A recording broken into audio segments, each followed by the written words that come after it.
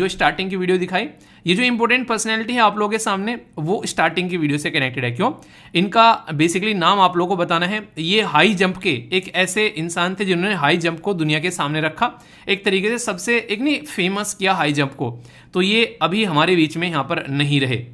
इनका नाम पता होना चाहिए। तो पर्सन इन न्यूज़ में डायरेक्ट क्वेश्चन आप लोगों से पूछा जा सकता है, तो देखता हूँ कौन कौन आंसर देता है। ठीक है दोस्तों, एक ऐसा इशू जो आज की डेट में हमारे देश में काफ़ी ज़्यादा डिस्कस किया जा रहा है वो है इंडिया और कनाडा के रिलेशन के बारे में। अगर आप लोग इंडिया से जाएंगे तो यहाँ पर आप लोगों को कनाडा देखने को मिलेगा।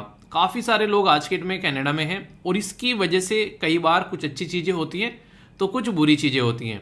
अच्छी चीज़ें तो ये होती हैं कि हमारी दुनिया के जो बेसिकली लोग हैं, यानी कि हमारे देश के जो लोग हैं वो आज की डेट में दुनिया भर पर रूल कर रहे हैं। तो ये अच्छी बात है कि हमारे इतने सारे लोग जो हैं वो दुनिया पर रूल कर रहे हैं। पर लेकिन दूसरी बात यहाँ भी है, जब ज़्यादा लोग किसी देश में चले जाते हैं किसी पर्टिकुलर कंट्री के, तो वहाँ पर वो कहीं ना कहीं उस कंट्री की पॉलिटिक्स का भी पार्ट बन जाते हैं। तो वही उसी पर्टिकुलर जो कम्युनिटी को लुभाने के लिए अगर हमारे देश की कोई इंटरनल चीज़ होती है फिर वो इंटरनेशनल लेवल पर पहुँच जाती है, इनके इंटरनेशनलाइज हो जाता है उसका।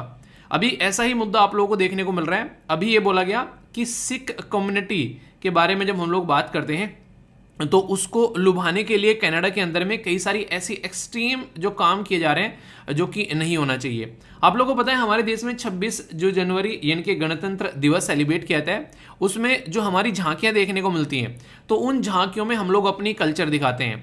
ऐसा ही अभी कनाडा के अंदर में जो उनके द्वारा अपना जो एनुअल परेड जो है वो सेलिब्रेट किया गया, तो उसमें कैनेडियन जो सिख हैं उन्होंने सेपरेटिस्ट या फिर बोल सकते हैं खालिस्तानी जो ग्रुप हैं, एक तरीके से उनके द्वारा प्रोटेस्ट दिखाया गया ऑपरेशन ब्लू स्टार को लेकर।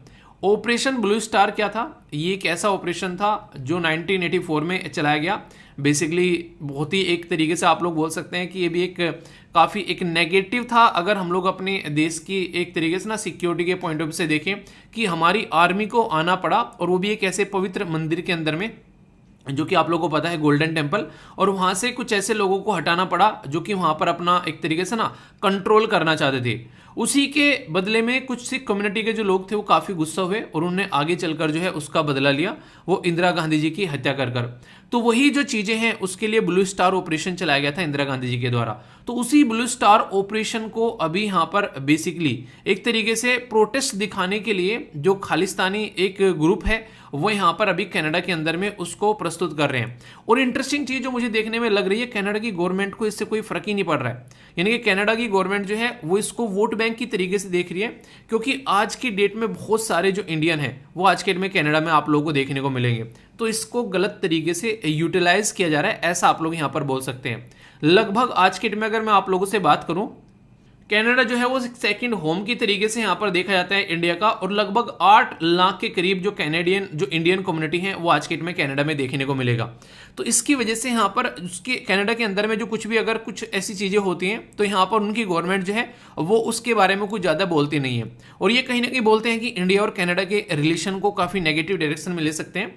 क्योंकि सेम कंडीशन देखने को मिली थी जब देश के अंदर में जब एग्रीकल्चर से रिलेटेड जो बिल था वो प्रस्तुत किया गया, उस टाइम पर भी आप लोगों ने देखा कनाडा के अंदर में इसी तरीके से प्रोटेस्ट हो रहे थे कई जगह।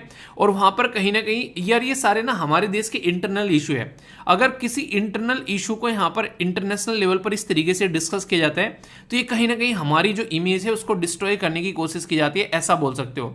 और फिर इसके नाम पर क्या बोला जाता है आप लोगों को देखने को मिलेगा, बोलते हैं कि राइट टू प्रोटेस्ट। तो ये है यार, हमको राइट टू प्रोटेस्ट है। ऐसी सिचुएशन आप लोगों को रिसेंटली अभी आज आप लोगों को यूके में देखने को मिली। हमारे देश का झंडा जो है वहां पर जो एम्बेसी से हटाया गया था, उस टाइम पर क्या कंडीशन देखने को मिली थी।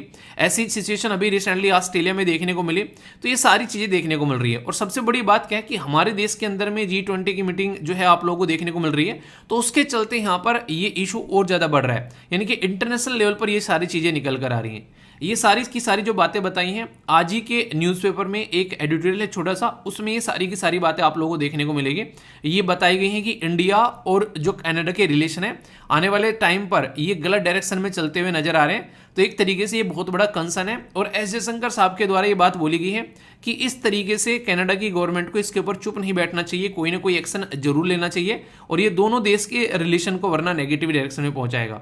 तो ये काफ़ी एक बड़ा मुद्दा बनता जा रहा है। और कहीं ना कहीं जब ऐसा कोई इशू बनता है दो देश की जब यहाँ पर सरकारें आपस में इस मुद्दे को लेकर इस तरीके से बातें करती हैं, तो अगर सॉल्यूशन न निकले तो हमारे देश की जो कम्युनिटी रह रही है आज के डेट में कनाडा में, कहीं ना कहीं उनके ऊपर भी नेगेटिव इंपैक्ट पड़ता हुआ आप लोगों को नजर आएगा। तो ये कुछ ऐसी बातें हैं जो यहाँ पर आप लोगों को पता होना चाहिए। बाकी आप लोगों की क्या राय है इसके बारे में, जो यहाँ पर कनाडा के अंदर में ये चीज़ें चल रही हैं, इसको अलाउ करना चाहिए या फिर मतलब उनकी भी फ्रीडम है, वो जो बोले बोले, अपने देश में भी तो बोल रहे हैं, या फिर हमारी सरकार जो यहाँ पर इसके लिए स्टेप उठा रही है, एस जयशंकर साहब ने जो बोला कि यहाँ पर ये सही नहीं है, तो ये मतलब सही है या फिर गलत है, इसके बारे में आप लोगों की क्या राय है?